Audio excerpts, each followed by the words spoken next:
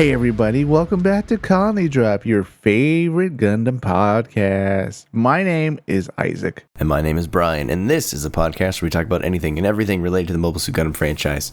From the anime to the movies to the music to the clothes to the food to the lore.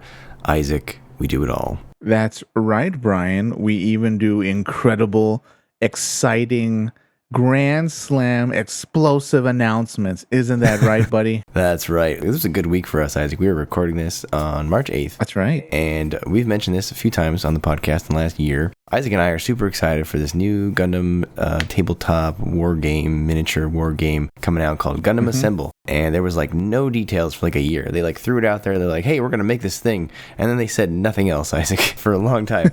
And so finally, back on, I think it was the 4th, so like a few days back, there was I think it was in Vegas. I think they did a big like reveal or something like that. And a bunch of people got to play it. They got to sit down. And that might have even been like a week or two ago. But they dumped a whole bunch of info on YouTube on Monday. Vegas, the capital of Gundam in America. Because when I think of Gundam, I think of Vegas. I think of gambling and degeneracy. Anyways, continue. They dropped a few things, Isaac. So they dropped like a quick how to play video, which was probably not as exciting, but certainly had a lot of information. And then the main two things they dropped was an hour-long English play example and like an hour-long play test in Japanese with different people. So if you wanted the English one, you got a video with Justin Gary, who's the Gundam Assemble game designer, and he also designed a game called Ascension, which is a deck building game. I think Isaac and I have seen that before. I've never played it, but I've heard it's pretty good. And then the other person in the playtest was Kyle McCartley. He's the voice of Mikazuki in IBO, and also he's the voice of Char in G-Quux. He's both human debris, Brian, and he's a traitor to Zeon. I'm red in the face. Isaac was rooting so hard for him to lose. I was just screaming when I was watching, like, kill him! Kill him! Yep. It's a really good video. I'll link it in the show notes in case you haven't watched it. But, you should probably go watch that video and then come listen to this episode because we are going to talk about it. And, I don't want to, like, go over how to play the game because they explain all that in the hour-long video. So you can just go watch them play the game. So I think we're going to talk about our thoughts, our likes, dislikes, what we saw. The overall summary is, it's a pretty quick to play game, Isaac. It's not as complicated as, say, like Warhammer or something. It seemed a little simpler, which is probably what they want, I would imagine. And it comes out in October 2026. So there's, it's still only March, so we're still about 7 months, 8 months-ish away. I don't know exactly what day it's going to ship in October, so it could be, end of the month. And it could even slip, a lot of the, it's a long ways away. Who knows what's going to happen with tariffs and supplies. The price of oil might be super expensive by then, Isaac. I don't know how they're going to afford to make all this plastic, but they won't. Yeah, so they'll just jack up prices. But they're going to release minis in different sets, and they're going to come with like these cards and these, rule books and stuff. They've got the starter pack, which has 6 units. There's 2 deluxe starter packs, which have 10 units or roughly or so, 10 to 12. And then they have expansion packs, which have 3 units. And they're all up for pre-order already on probably your favorite, Gunpla sources. Oh my God. And then, the only thing we had before this, Isaac, was they had released those preview Gundam Assemble minis with the Gundam TCG starter decks. Yes. And they were like, you can use these minis in your TCG game by putting them on top of your cards. And everybody thought that was like really silly because it was really silly. And then it was like, but these are for a game that's coming out sometime in the future. And so now that game is finally here. So yeah, I don't know, Isaac, what were your thoughts in the video? Basically in the video, Justin played against Kyle in a game. It was a 3v3. They used the starter pack, which has 6 units. So Justin used Char Zaku, Epion, and Gundam Vidar, while Kyle used Barbatos, the ARC-78, and Wing Zero from Endless Waltz. What did you think of this? It was about an hour long, and much to your dismay, Kyle did end up coming out on top. First off, this is so Build Fighters Try. We just have a mashup of like different universes just fighting each other. And as a Gundam fan, Brian, I have to say I'm a bit of a purist.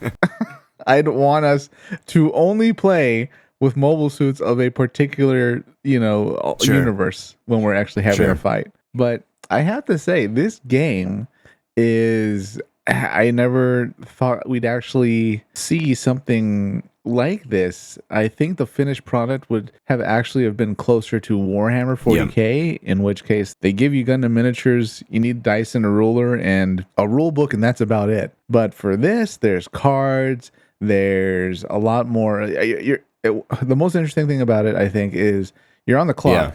Yeah. Yes.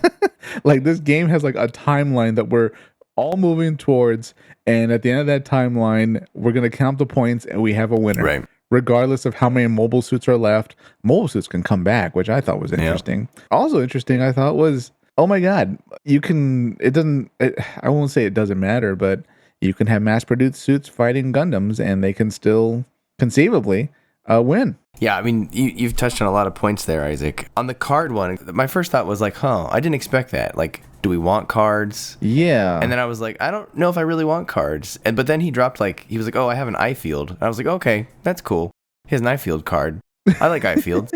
But I will say, the reason I think they're including the cards is people like cards, Isaac. So the new D&D starter set, everything has a card. Oh no. Like, they gave you all these cards to put on your character sheet. So like if you get a sword, they give you the sword card. If you got, armor, you get the armor card. If for whatever spell you get the spell card. So people really like physical things. And it's a way to set your game apart and make it easier to play. Because when you give someone something that is tangible and it has the text on it, it allows them to more easily understand what's going on. And they can always have the text in front of them on that card. So item cards and those types of things, I think, are big right now. I mean, they're, I'm not saying they're taking a page from D&D, but that seems to be where a lot of people are looking toward in this sort of game industry. So I think that might be why they're doing that. People do like those cards. Yeah. What was your first thought when they dropped the card? Were you like, did you not expect that at all? And were you, similarly I don't know if I want cards? Pretty much. My first instinct was kind of like you. I was like, well, we're in the renaissance of high-valued Yu-Gi-Oh! And Pokemon cards, and Magic the Gathering having somewhat of a definite spike in popularity because of all these different franchises and genres getting into Magic the Gathering. But the idea of cards being involved in a tabletop game is pretty new to me. Most tabletop games I've seen, most tabletop war games specifically, whether it's, fleets of ships or whatever, fighting each other, duking it out, it's very rare to see cards involved at all. And not to be disrespectful to the creators of the game, but I thought this was, I don't want to use the word a cash grab, but shall we say, a rapidly deployed project in order to join the tabletop gaming space with a tabletop Gundam battle game that might be, at least in my head originally, I thought it was going to be really close to just $40K. They're going to give us, a Gundam-themed ruler, Gundam-themed dice, and then a rule book, and they'll say, go at it. You can build, terrain or whatever. But this was way more a full-fledged of a game board with their own terrain options, and the cards really came out of nowhere. But I think the cards are pretty interesting. The one critique I would have for the cards is don't make them Gundam-centric. It can't just be the picture of a Gundam doing something, you know, the Gundam beam rifle, the Gundam beam is do some stuff with the other mobile suits. But yeah, it was interesting, different. It definitely sets Gundam apart. I'll give it that. The one thing, and I'm going to say this not being fully 100% on this, but I'm fairly certain this is the case. We should draw a distinction. It's not using the cards from the card game. And I don't think these cards are meant to be collectible. Whatever mini you buy, it comes with, what did Justin say, 9 cards? And you get to choose a certain amount of them to put in your deck or whatnot. So I don't think the cards are a cash grab in this case, because they're not trying to get you to buy a bunch of booster packs or anything like that. It's just... There's a little deck you have to make of the cards that come with your mini. So hopefully they're not hopefully you're not having to buy booster packs is what I'm saying. No, I didn't mean the cards themselves being valuable. I meant simply Bandai or Sunrise wanting to have a foot in the tabletop gaming space where Gundam doesn't have anything. So that way they'd be able to be in the market playing with, the big boys, really. People that, love anime and stuff, but they don't really want to do 40K or whatever, miniature Napoleonic War. Sure. Okay, and then the second thing you said was about it being build fighters. Yeah. I have a few thoughts on this. One, kind of felt like you. I was like, I didn't realize this was going to be more like a character. It reminded me of the Overwatch game. Oh, yeah. Hero shooter kind of anything goes. Yes. It struck me as a little hero shooter, which I understand why they did that. Because like you, I want them to just come out with all the UC units and we have a giant battle, right? Right. But they're trying to make it successful, so they need to appeal to everyone from the get-go. Like, they need to get all Gundam fans on board, no matter what Gundam universe they like. They can't wait for just the UC people to adopt it, and then maybe they come out with the seed pack or the wing pack, or they need everybody in the pool at the same time for this to work. And so it feels like almost they should have, I'm getting way ahead of myself here, but it feels like they should have like 2 sets of rules. Like, if you want to play the hero shooter version where everybody's on the level, then that's great. But it feels like there should be a mode where, hey, you're going to need like 12 Zaku's if you want to take out that Gundam. Yeah, that's kind of the situation to the Build Fighters Try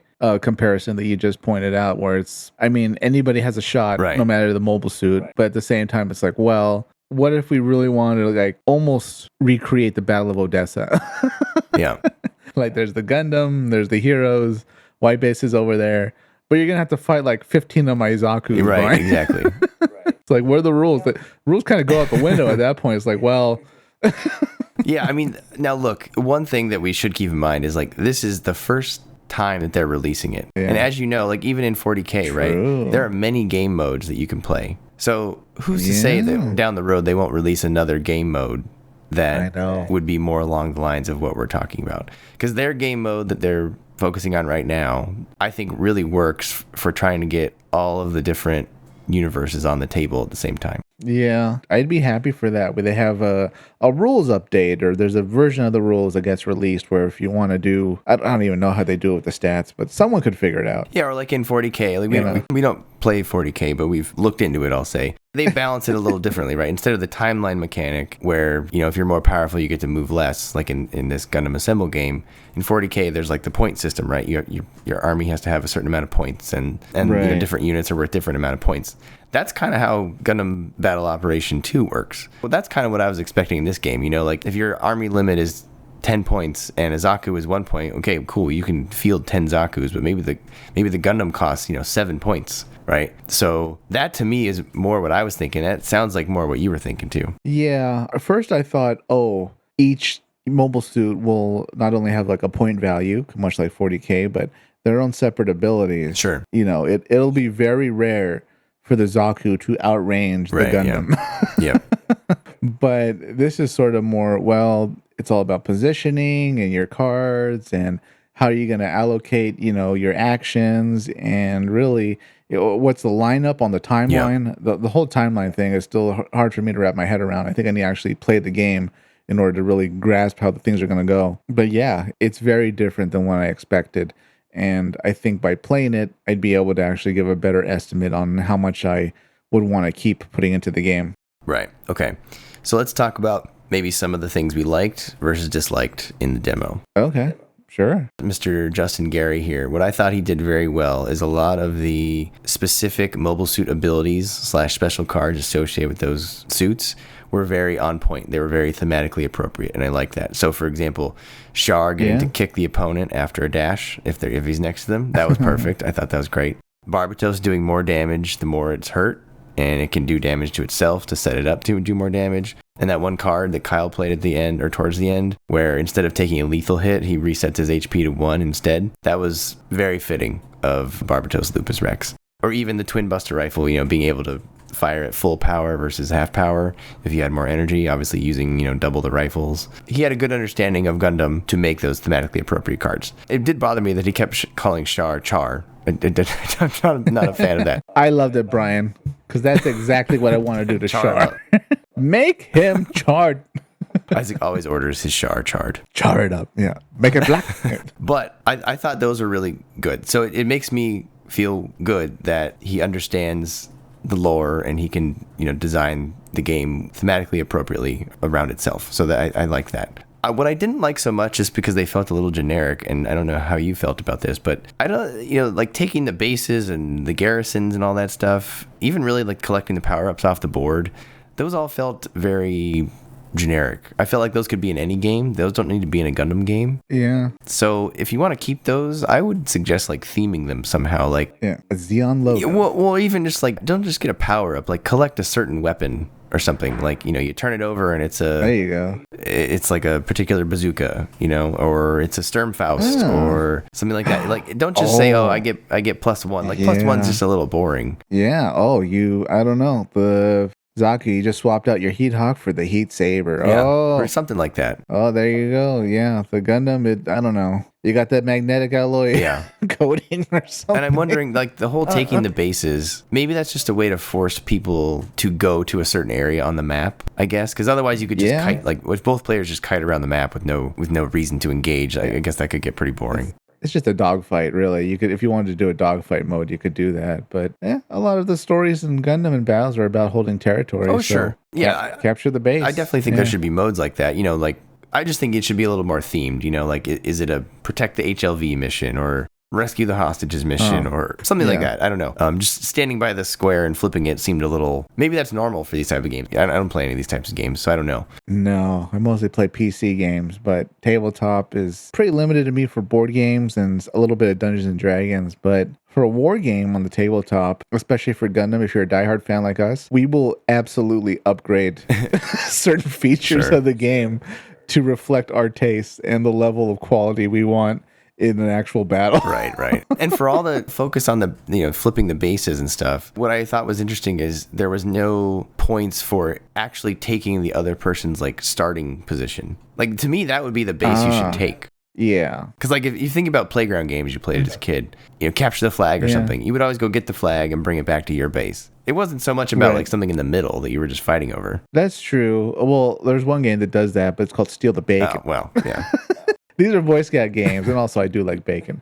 I was a big fan. But yes, fight for something in the middle as an objective is maybe a pretty standard thing for tabletop games, like tabletop battle games, where you have to seize the town in the middle, and whoever can control the town for X amount of turns, now you're the winner. But for Gundam, that raises certain questions, and why are we seizing the town, and why didn't Zeon just destroy it? Yeah.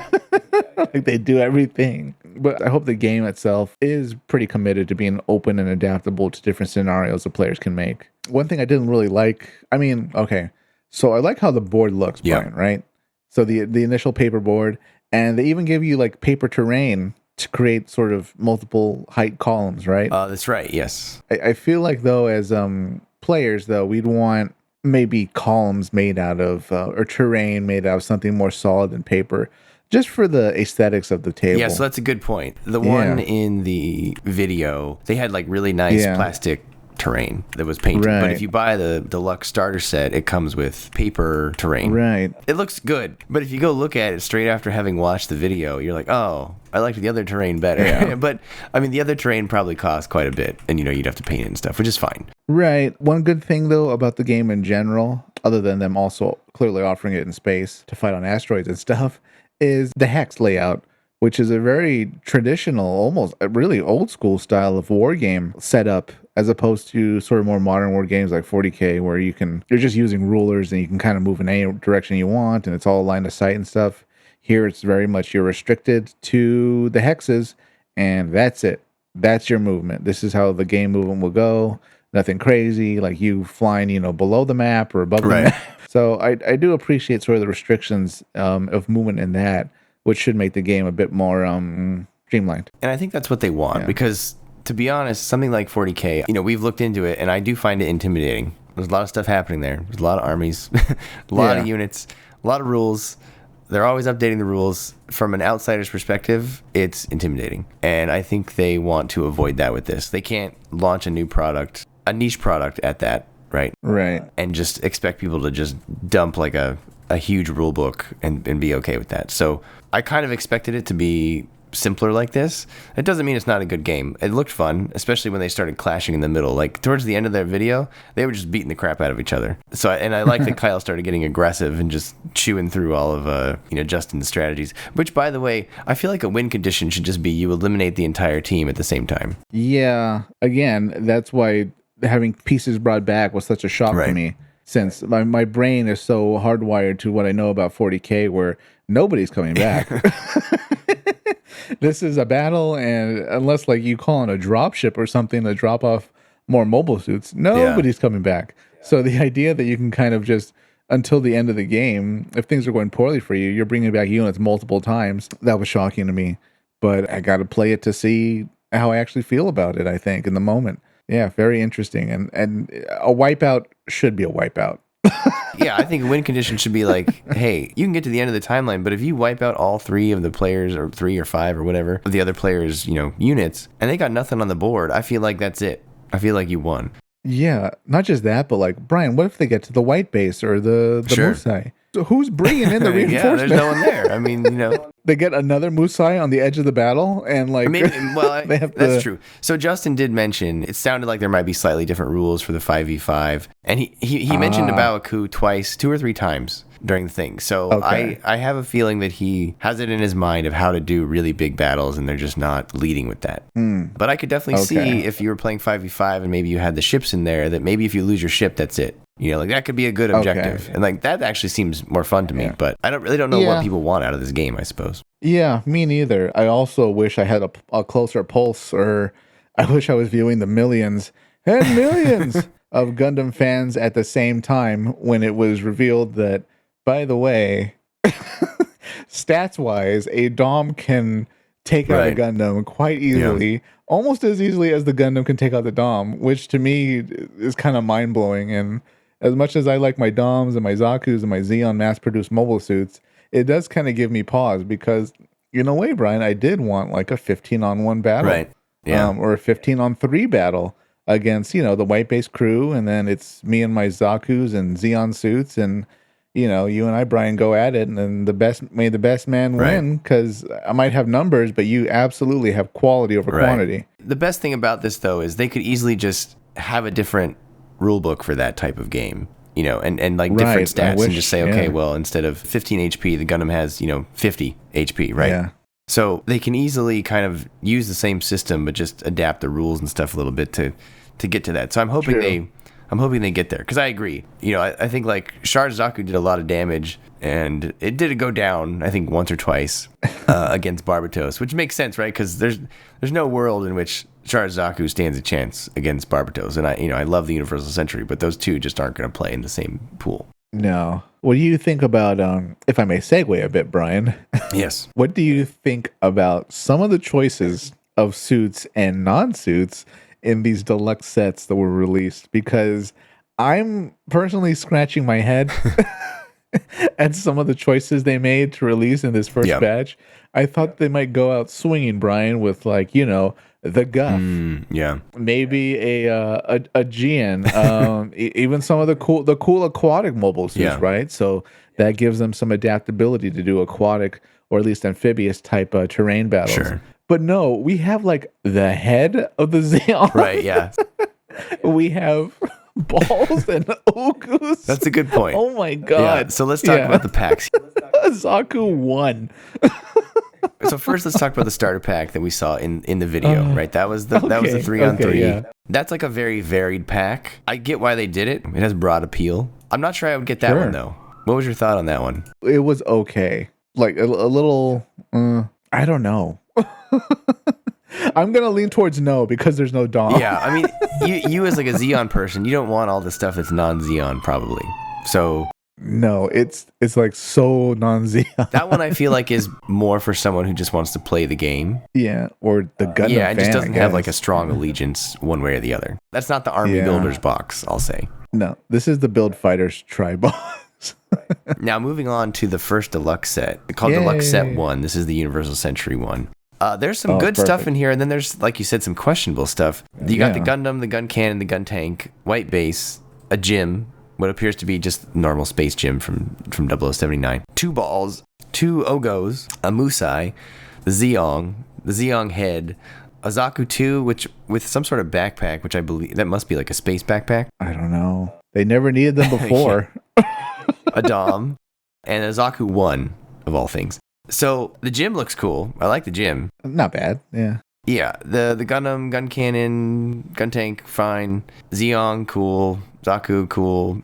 Dom, great. The Zaku 1, surprising. The balls and the Ogos. What this shows me, Isaac, is a plastic limitation. Like they're trying to hit a certain price point per amount of plastic, in my opinion. Okay. And this, by the way, listeners, this retails for about $100, which is actually pretty good relative to 40K. Yeah, I mean, well, these aren't exactly hero units to an extent, even though they're the Gundam and stuff. But I also want to see, like, well, I don't know. How big is the Xeon? Because it's supposed to be huge. It doesn't look that big. Yeah, one of my main complaints is I think they went way too small on the ships. I wanted a much bigger white base in Musai. I see. A ship you can land on. Ooh. Yeah, I mean, I get it. Look, I know it would be big, but like, hey, this is a war game. Like, let's go for it. Yeah, like, I mean, how consistent are we going with scale? If you want, Right.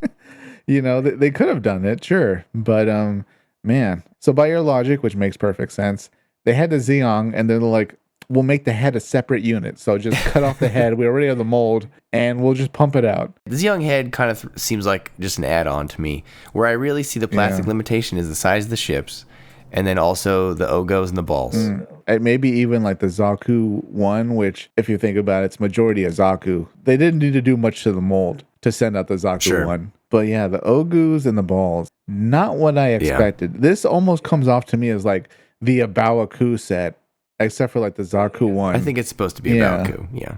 Okay. But again, I would have liked to have seen a huge white base and a huge Musai. Because we don't get a lot of ship models in general.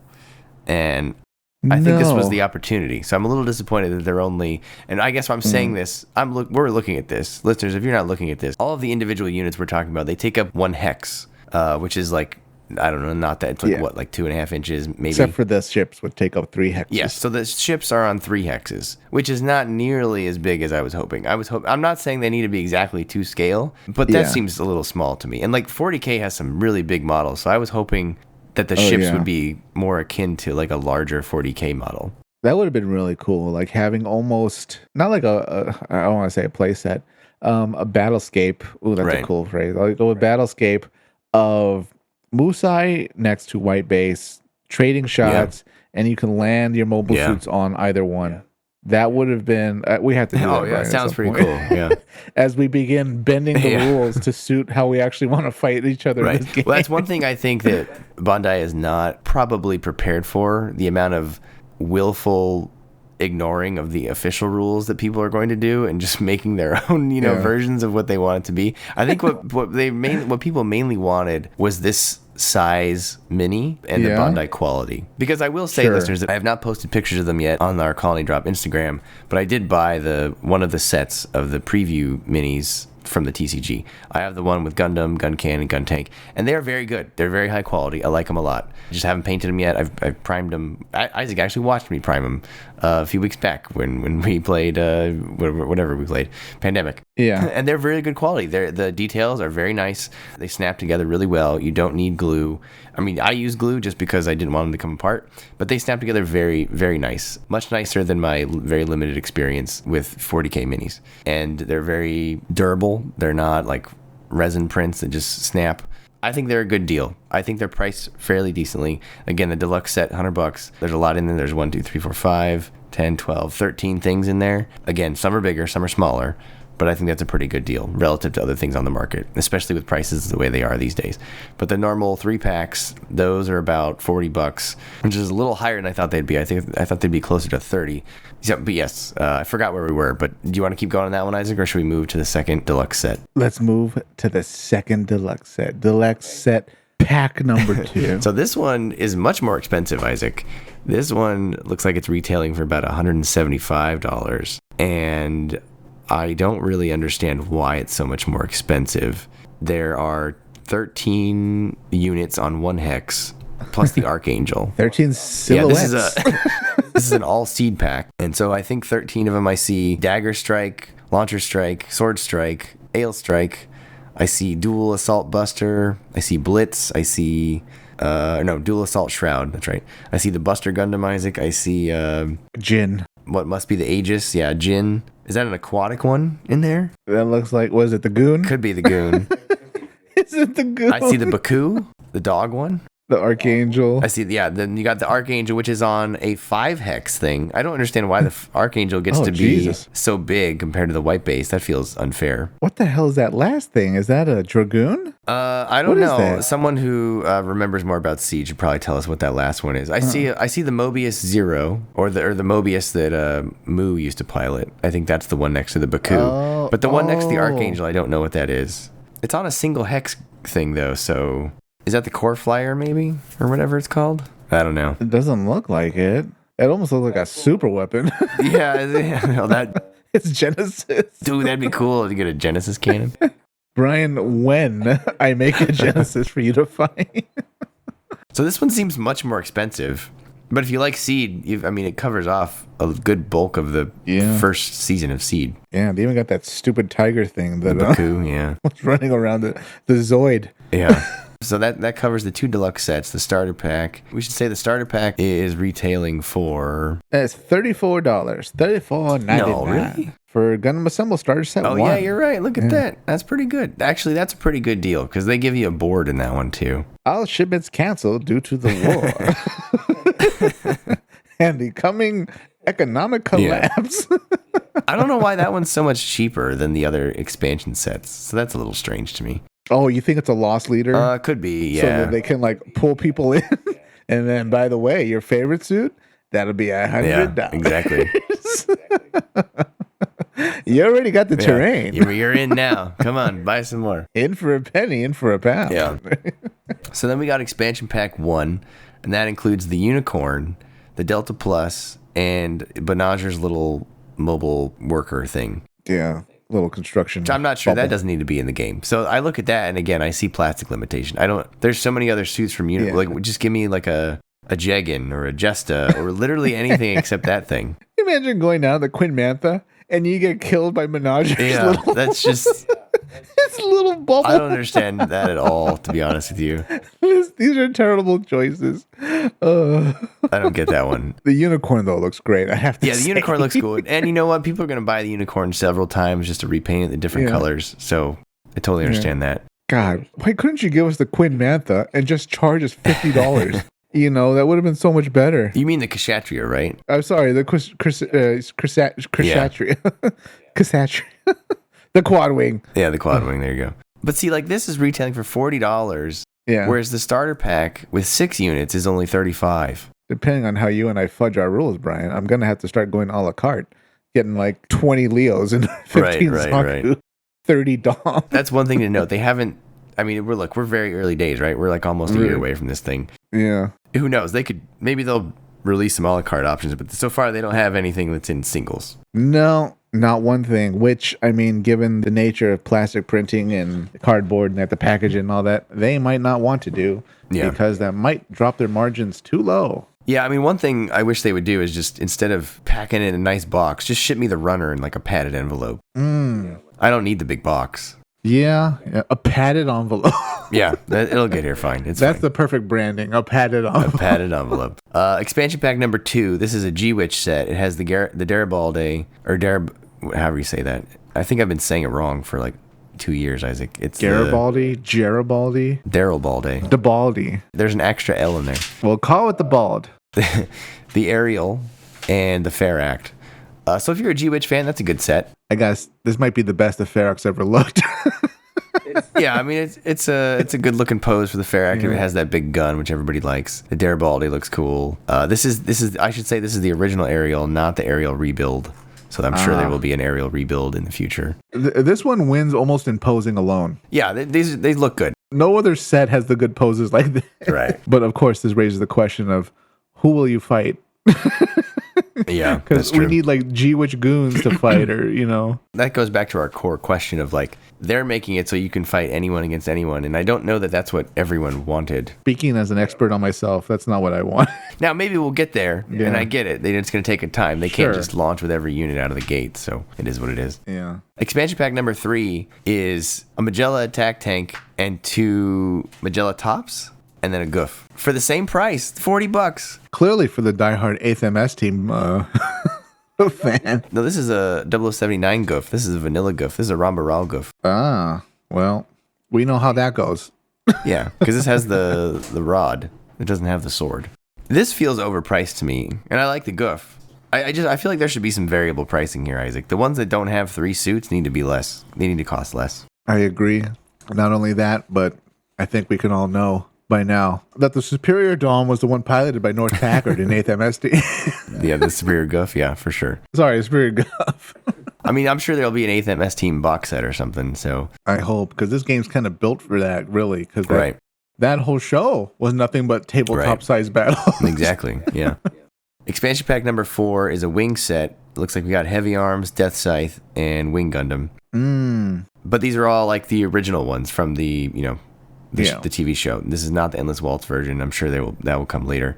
These look okay. These look good. These are iconic poses. You got Heavy Arms with everything open, Death Scythe with the scythe, Wing Gundam in the famous like flying pose. My only critique though is that flying pose, as great as it is, as iconic as it is not appropriate for combat.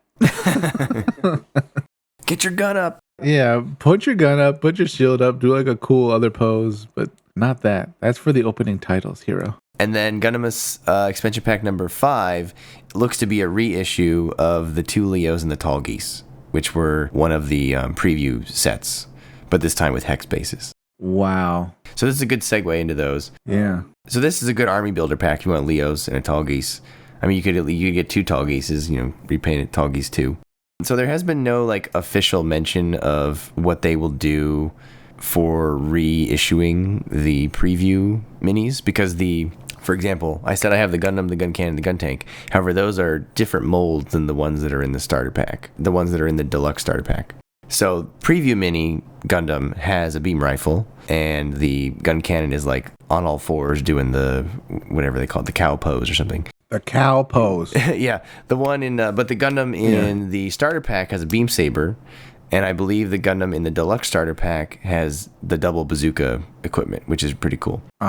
They have shown that the Gundam, the Gun Cannon, and Gun Tank preview minis will be reprinted as part of the what's called Gundam Assemble Paint Pack number 1. So those 3 will just straight be repackaged into those, and it comes with some paint. And that is retailing for $50, which seems a little high, but you do get paint and a brush. So I guess that's good. You get the right colors for all those suits come in there. You get a white, a blue, a yellow, and a red, which is good if you don't know what you're doing with paint. So that's actually a pretty good deal. Yeah. Gotta hold the hand of the new players. Yeah, I mean, you gotta have something that has a paint pack, right? There also looks like making some paints just for this game. There's at least, 24 paints? 24 paint colors called Gundam Assemble colors, and then, every color, there's 24 of them. Those are retailing for about $5 each, which is not, that's a little higher than normal, but I don't know how much paint is in there, so that could be good. Also, Japanese paints are a little more than domestic paints. Beyond that, I don't think they've announced what's going to happen with the other preview minis.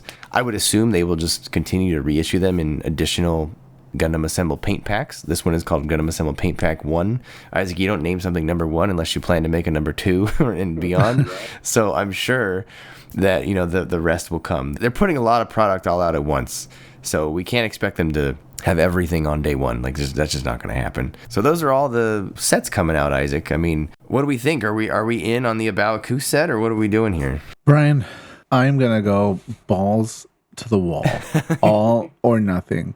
I think the A Baoa Qu set is not quite everything I wanted, but I might have to go for it unless they announce between now and launch that they're going to do a bit of the a la carte offerings, in which case I'm absolutely going to customize a more accurate army that's primarily Zaku's, Gelgugs, and Doms for an A Baoa Qu battle.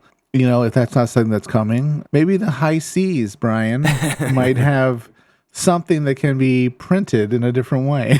Right. Yeah, that's a good point. So once this comes out, I mean, the 3D print market is going to just start, the people are just going to start making Gundams. There's not a lot of them today. Like if you go to, like for example, Isaac and I play D&D. I've bought probably, 50 or more minis off of Etsy, and they're all 3D printed. I don't see a lot of Gundam ones on there today, but I guarantee once this comes out, people are going to start making them, and they're going to be on there, and you're going to be able to buy them. Now, will they be able to be used in official tournaments? Probably not. But like, are you really going to play in that many official tournaments of this thing? So if they make some good DOMs, Isaac might buy them. Brian, it's going to be an army of DOMs you're going to have to fight. Yep.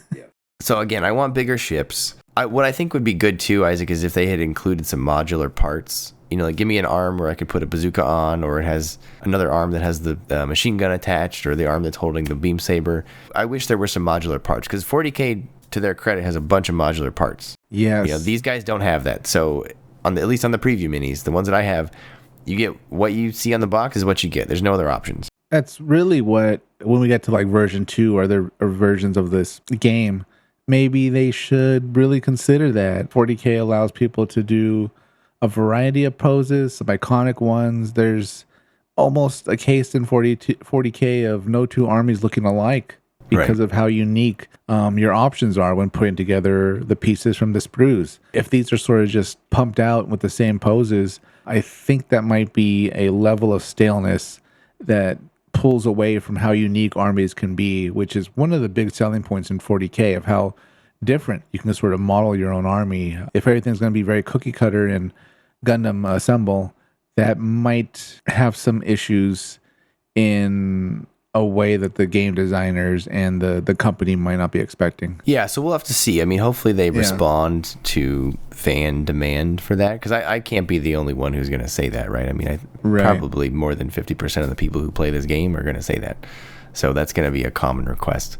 It's going to be more of like a price issue, right? Like, if they include modular things, how much will that increase the price? I don't know. True, yeah. But then again, if you look at your deluxe set, Isaac, here, would you rather have some modular parts or would you rather have those ogos? I'd rather have modular parts. Exactly my point. I think as they learn what people want, they probably will adjust. Not only that, Brian, but I want to see you fielding an army of like the Ace custom gyms, the Sniper 2 gyms. I can picture in my mind now, Brian, the type of force you're going to deploy against me that's customized one way or the other. Right. Whether you source it directly from Bandai or you go into the alleys and dark corners of the internet to get your little fix from your specially printed Gundam mobile suit. Hey, Etsy's just a click away, man. We're going to have to scale capital ships, Brian. Isaac and I are going to have to like block out a parking lot and just be like, I'm sorry, this is closed today. This reenactment of A Baoa Qu over here. You don't understand. We just like have a boulder brought in on a crane. Yep, that right there. That's A Baoa Qu. All right, let's see if they make it to the inside.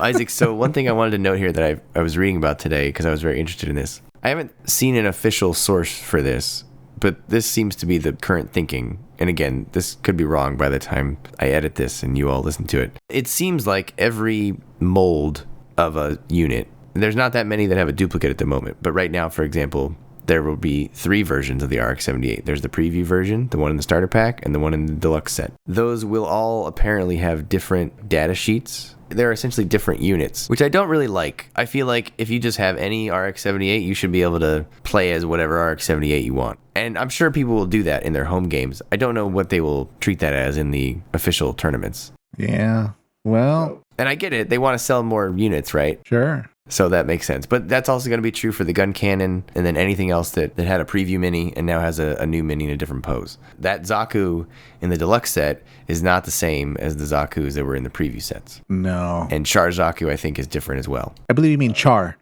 Not my Char. He will burn.